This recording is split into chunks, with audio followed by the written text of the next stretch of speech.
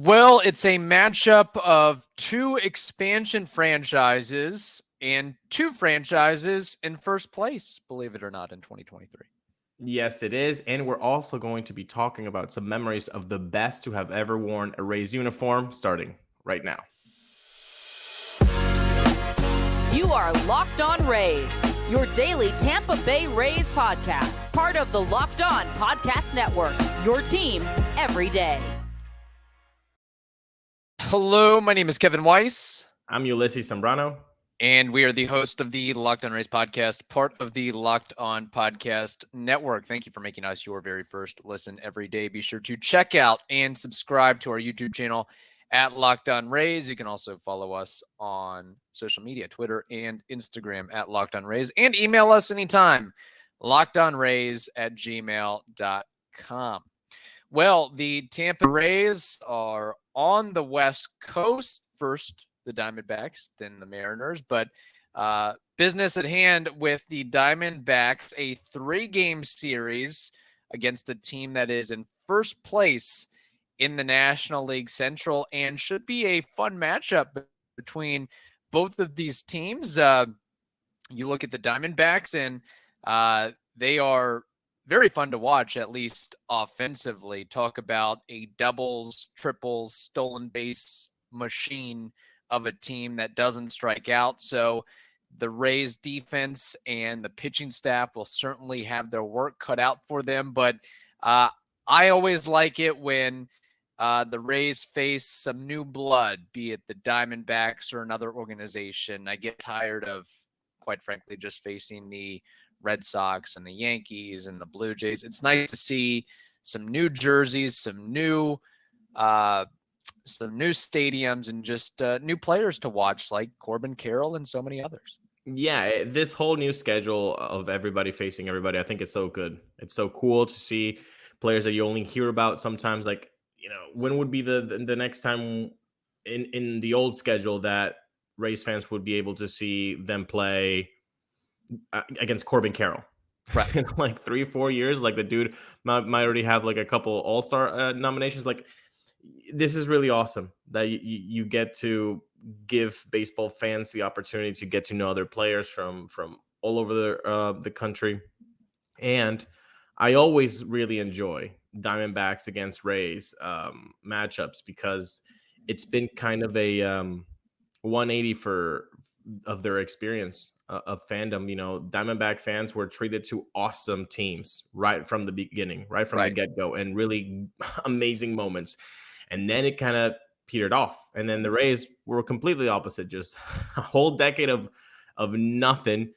And then really good things started to happen. So it's always good to see this matchup, and it'll be really interesting. So the schedule, as it's presently set up with the pitching matchups, will have Taj Bradley going up against Zac Gallen, who is virtually unhittable at home for tonight. Wednesday, Zach Eflin versus Zach Davies. And Thursday, I have TBD versus TBD.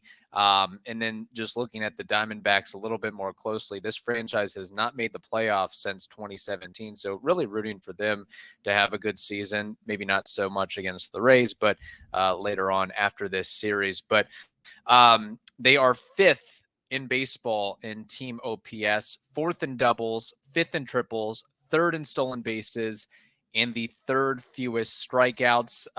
Pitching staff, 21st in team ERA, 6th in defensive runs saved. And I know that we'll get into somebody named Evan Longoria. You may or may not have heard of him at some point. But what I'm really excited to watch, is Corbin Carroll, Mr.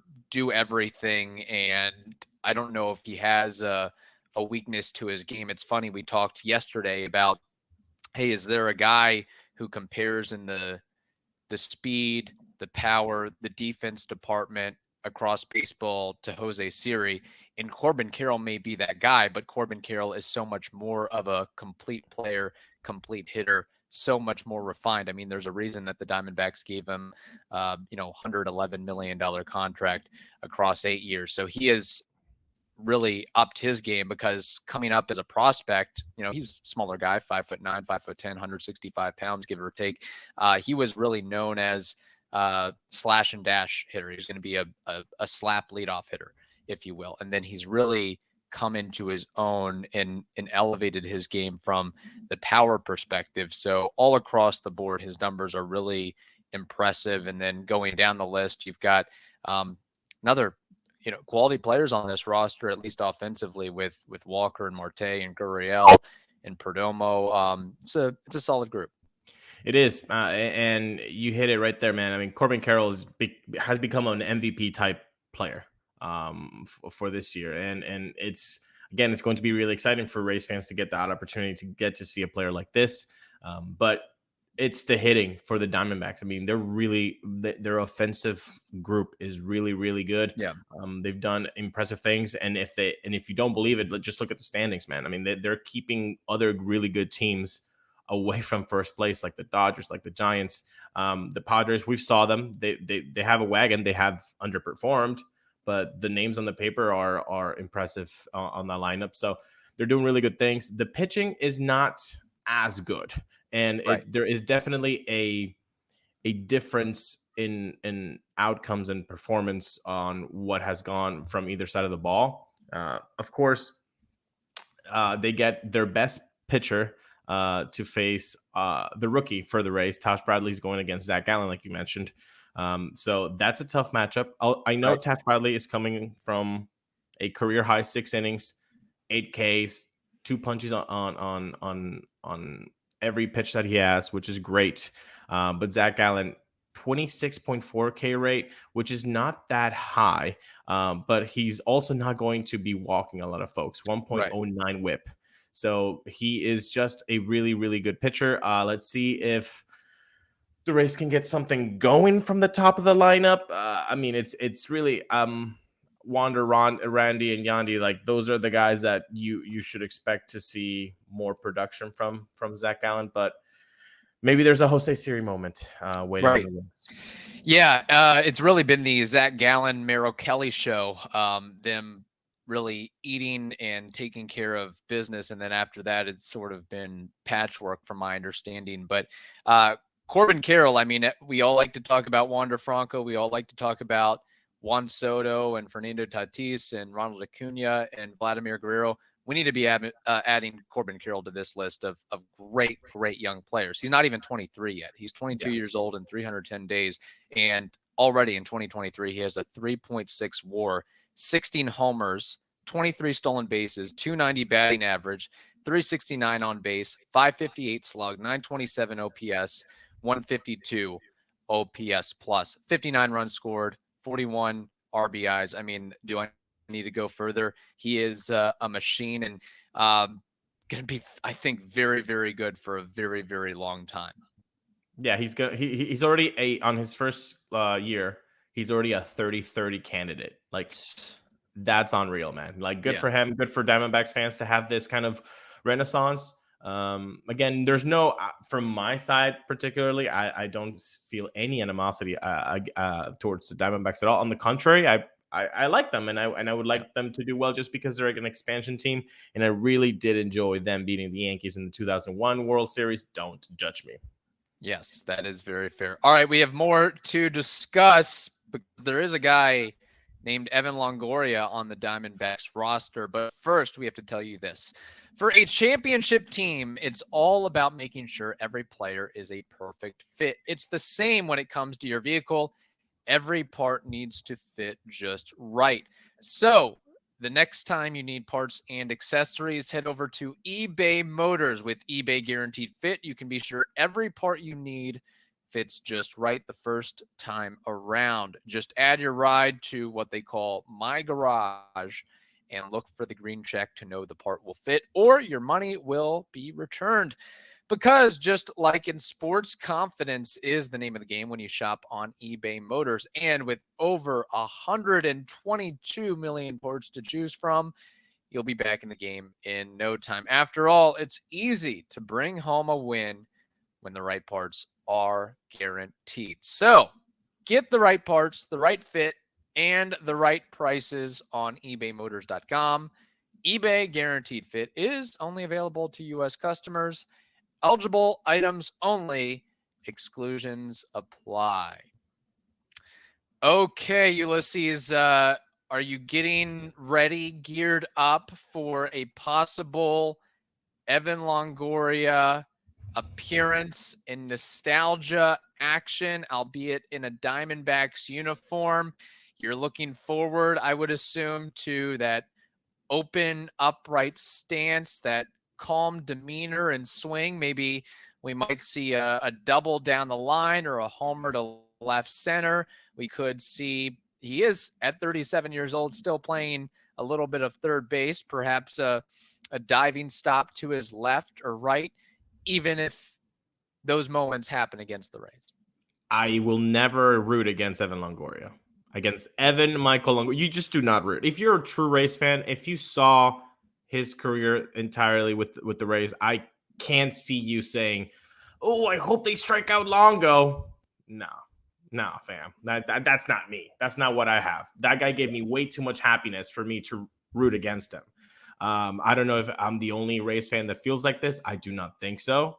It would be a good poll to say, do you root for Longo, just for Longo? Obviously. I think so. I think most Rays fans would agree that they wouldn't want anything bad to happen to Longo in any game, even against the Rays. I think, I was getting prepared for the show. I was thinking baseball's, not to get too romantic here, but baseball's beautiful, man. It really is, because you get to see, if you're lucky and you got to see, and you remember Evan Longoria as a rookie in 2008. The call-up. You will have gotten to see rookie Evan under the wing of Eric Hinsky and Cliff Floyd. And now you get to see rugged veteran Evan Longoria taking Corbin Carroll under his wing. Yeah. That is the beautiful thing about baseball, man. It just comes full circle. Exactly. So I'm excited to see him, and I hope every time he's up at the plate, I'm not going to root against him. Yeah. And it just shows the staying power and how good and elite of a player that he's been to still be chugging along at 37 years old, 15, 16 years in the league. And I don't know. I mean, I don't kick myself, but I just wish and think and hoped that if he could have stayed healthy, for a full 2 or 3 seasons with the Giants, we'd be talking about future Hall of Famer Evan Longoria. He's already 9th all time in homers for third baseman with 341. And then you add in the other accolades of Gold Gloves and all-star appearances and playoff appearances and everything that's tied into that. But I think he's around 15. I saw this on Twitter. I forget who I saw it from.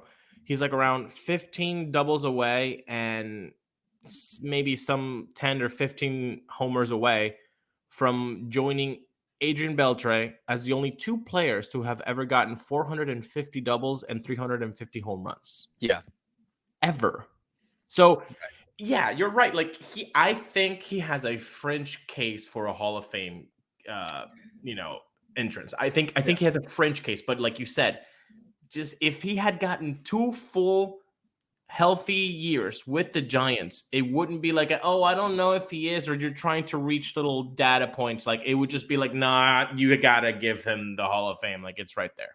Yeah, it's one of those things where I don't want to say the drop off wasn't as precipitous as Andrew Jones, but it was just a case of not being able to stay on the field and stay healthy, which happens when you get into your early, mid to late 30s. And but when he plays, he's still showing that he can be productive, especially against left-handed pitchers. Nowadays, he's kind of in that quasi part-time platoon role, whatever you want to call it, but he certainly plays a positive role. And I'm glad you brought that up about baseball coming full circle with Evan from being a rookie to now being that rugged, tested veteran. And I said this on last week's show, or maybe, I can't remember, but basically the maturity level of Evan Longoria, I think, was so evident early on. I mean, I just get maybe I'm misremembering here like Roger Clemens, but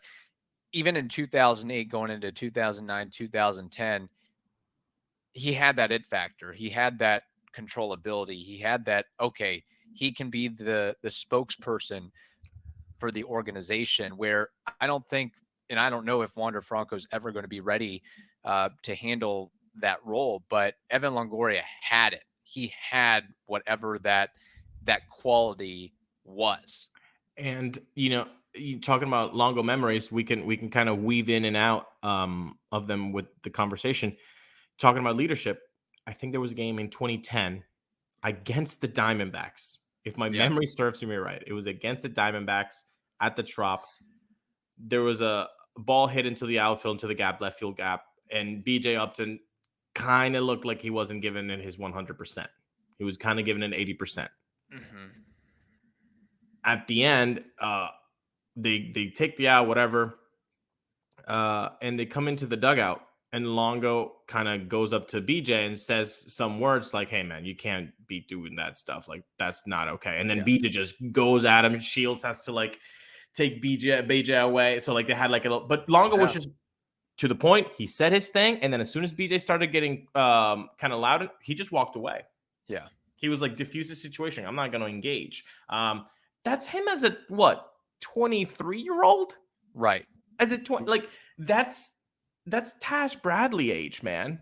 Yes, that's younger than Shane McClanahan, and he's doing that stuff. Like Longo was just a unique guy that just had all the right tools way earlier than you usually see them. Yeah, and that's the thing. That's not a case of being a bad teammate or berating a teammate. That's being a good teammate and standing up for the franchise and the clubhouse as a whole, and not letting issues like that slide and matriculate. And okay, all right, then that gives everybody else free reign to give 60, 70, 80%. So that's literally stepping up to the plate and taking control of a situation, and not, I mean, I think you hit the nail on the head there. And going back to your point about fringe Hall of Famer with Evan Longoria, I would hope at the very least he can stay on the ballot for more than a year, couple years. Don't I don't know, don't Kenny Lofton this thing and get become ineligible after the first year or whatever it is. But there's certainly a lot of good, great Evan Longoria moments to go around. Is there one or two that stick out to you in particular? I think there's the obvious ones, but I didn't know if you want to mention or highlight one or more of those. I want to do one just because I don't know if this one gets a lot of love. The 2012 season was a very frustrating one for the Rays. You have the best starting rotation in franchise history, and now after all the injuries that happened this year, now we know it'll remain the best starting rotation this year. It's not going to touch it with all the injuries that happened this year. So you have an amazing group of pitchers. The offense was kind of all right. They had a really good, 90-win season. They don't get to the playoffs because for a long chunk of the season, Evan Longoria is completely hurt. You have Will Rhymes taking at bats for the Rays, okay? Will Rhymes. If you don't know that name, good for you because you didn't have to suffer through those at bats. I think that takes away that cements the fact that Evan Longoria may not have been, I mean, we could talk about 6, 7, 8, 9 WAR player. He 30 WAR player. His value to the team. Unreal. If you look at the record with and without Longo, and he was kind of like the judge there. Like honestly, that time, like the offense rolled with him, and when he comes back, obviously they start winning whatever. But the last game against the Orioles at the Trop, he does something very cool, which is a 3-homer game. I mean, he goes 3 for 4, 3 home runs. It was such a cool send off for the Rays fandom to say, hey, we didn't get to the playoffs, but we do end on a really happy note on Longo coming back this season and hit 3 homers in a day. It was really cool. Yeah, no, that's great. And of course, there's the others with which we'll get to some listener comments here of game 162, game 163, the cycle, everything tied in with that. But just big picture here, him being, from 2008 onward, the face of the franchise and putting the Rays organization on the map, from being on the cover of a video game, 2K10, from doing Gillette commercials, from really ingraining himself into the Tampa Bay area, opening up a restaurant, multiple restaurants with Duckies. So, I think there's just a lot of that there. And that was really the year of, there's a reason why that the team began to foster a winning culture when Evan Longoria got called up, and from then onward. So just a lot of really, really good moments, and it's hard to put them all into words, but I just reminisce a lot about him being tied and with the roster of Crawford and Upton and Pena and the pitching staff, and it was just a new era, a new day for Rays baseball. Yeah, and I would like to say, just like Topkin did, nobody's ever worn 3 ever again, and I don't think anybody should, and I don't think anybody will. Yeah, I agree with that. I think that's very fair. So, all right, getting to some comments here from the listeners. We put it out there on social media. The Rays visit the Diamondbacks and Evan Longoria this week. So let's get the conversation going. What were your favorite moments of Longo in Tampa Bay? Ty McCann, OG listener, says, outside of the obvious, I would say the cycle in Houston, his first hit against Baltimore, and his first postseason home run against the White Sox have always stood out to me. Alligator Max says the home run against the Yankees to punch our ticket to the playoffs. Howie in the house says, I feel like there's one right answer to this question. And then other comments we have here from Tampa Bay fan in Japan, also another dedicated listener of ours. Game 162, 2011, hands down. Adam Moffat says, aside from game 162, it's this for me. And he has a screen grab of basically Evan Longoria leaving him tickets at will call for his off day. Like that's pretty cool stuff as well. That was back in the day when Twitter was, more normal and not so toxic as it is today. I'm a larger fan of 2011, 2012, 2013 Twitter than 2022 and 2023 Twitter. That's Just really saying. cool. Yeah. Yeah. Jake Stokes says game 162 is the obvious answer, but him hitting for the cycle and his near flawless defense stick out to me. And while the team is doing great, it would still have been great to see him back in a Rays uniform this year. Yeah, it's interesting. It's something we had discussed in the offseason, and it had been known that Longo was going to play in one of 3 places. It was either going to be in San Francisco, Arizona, or Tampa Bay, because he has homes in those areas and has connections and ties to those areas. So it would really be, I'd love to see him in a Rays uniform again. I would just like to see if the dynamic of this roster would change in any shape or form if he was on it. So there's that as well. And then Caleb says, him complaining about attendance, LOL. So he would be vocal about that at times. So you know what? Like, I don't care about it. Yeah, good. I think every time that he did say something about it, it wasn't like, oh, it's the fans. I think it was just like, hey, I wish we had more people. I wish we had more people in the stands. And like, who wouldn't want more people in the stands when you're a professional player? Like, you're not pointing the finger at the fans. You're also just saying, hey, it'd be nice to have somebody cheering for us, as we're more than 90 win plus team. It's going to be great, man. Again, Longo is the guy for Tampa Bay Rays fans. There is a lot of work to be done by any other Rays player if they ever even want to begin a debate. To begin a debate, you need to do a whole lot of things to say that you're the best Rays player. Because that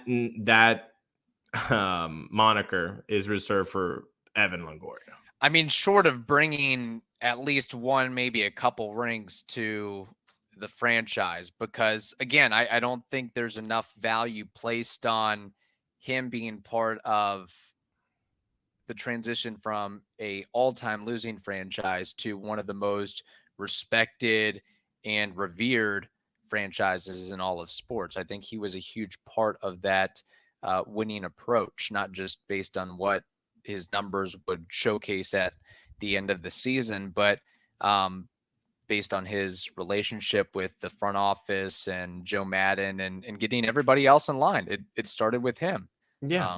And there was a lot of pressure on him too. I mean, I remember when he got called up, that I don't know if it let off SportsCenter, but I remember it being a big focal point. Of course, they had fun with the Eva Longoria, Evan Longoria connection and tie-in, but it was like, you're the dude to take this team to the next level.